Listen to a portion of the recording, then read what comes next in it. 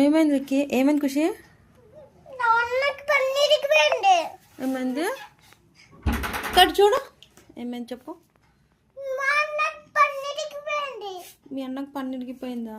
ఏమైతుంది పన్ను ఇరిగిపోతే? నొప్పి లేస్తుందా? అలా అయ్యో, రెండు పన్ను ఇరిగిపోయినాయా? మరి ఎట్లా మళ్ళీ హాస్పిటల్ తీసుకుపోయినావా? అవునా?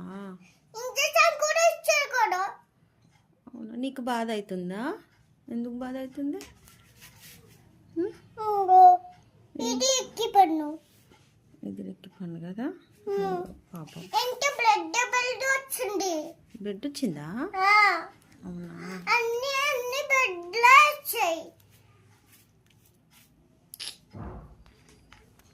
అయ్యో,